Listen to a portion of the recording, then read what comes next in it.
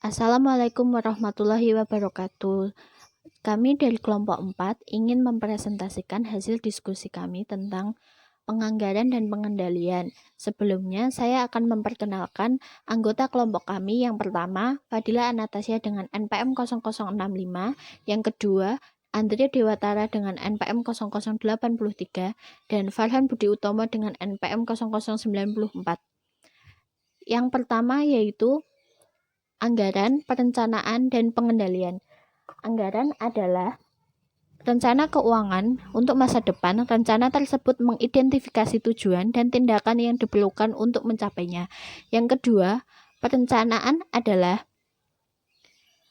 pandangan ke depan untuk melihat tindakan apa yang seharusnya dilakukan agar dapat mewujudkan tujuan-tujuan tertentu.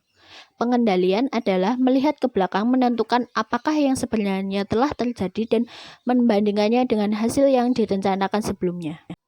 Yang kedua, menyiapkan anggaran induk. Anggaran induk atau master budget adalah rencana keuangan komprehensif bagi organisasi secara keseluruhan. A. Mengarahkan dan mengkoordinasikan. B. Komponen utama anggaran induk. C. Menyiapkan anggaran operasional terdiri atas laporan laba rugi yang disertai dengan laporan pendukung sebagai berikut. 1. Anggaran penjualan. 2. Anggaran produksi. 3. Anggaran pembelian bahan baku langsung. 4. Anggaran tenaga kerja langsung. 5. Anggaran overhead. 6. Anggaran persediaan akhir barang jadi. 7. Anggaran harga pokok penjualan. 8. Anggaran beban penjualan dan administrasi. D. Menyiapkan anggaran keuangan, yaitu anggaran yang tersisa dalam anggaran induk. 1. Anggaran kas. 2. Anggaran neraca. 3. Anggaran untuk pengeluaran modal.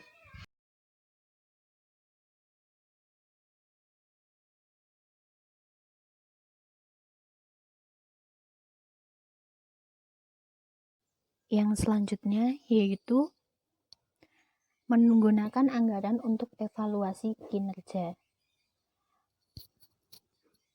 A. Anggaran statis versus anggaran fleksibel. Yang pertama, ada anggaran statis atau static budget. Anggaran untuk tingkat aktivitas tertentu karena ini tidak terlalu berguna untuk menyiapkan laporan kinerja. 2. Anggaran fleksibel atau flexible budget. Anggaran yang memungkinkan suatu perusahaan menghitung perkiraan biaya dalam suatu tingkat aktivitas. 2 jenis penganggaran fleksibel. 1. Penganggaran untuk tingkat aktivitas yang diharapkan. 2. Penganggaran untuk tingkat aktivitas aktual.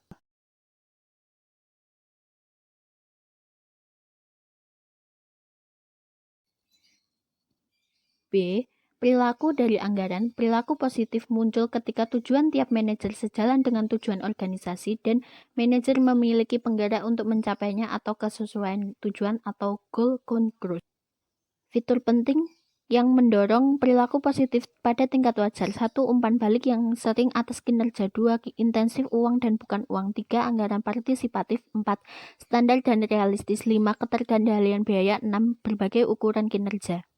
Anggaran berdasarkan aktivitas. Sistem penganggaran pada aktivitas activity based budgeting system dapat menjadi pendekatan yang berguna untuk mendukung manajemen perbaikan dan proses berkelanjutan. A. Anggaran aktivitas statis. Langkah membangun suatu anggaran berdasarkan aktivitas organisasi harus diidentifikasi, aktivitas harus diperkirakan, sumber daya yang diperlukan untuk memproduksi tingkat aktivitas ini harus dinilai. B.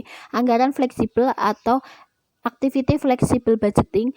Prediksi biaya aktivitas nantinya jika terdapat perubahan pada output aktivitas. Sekian, terima kasih. Wassalamualaikum warahmatullahi wabarakatuh.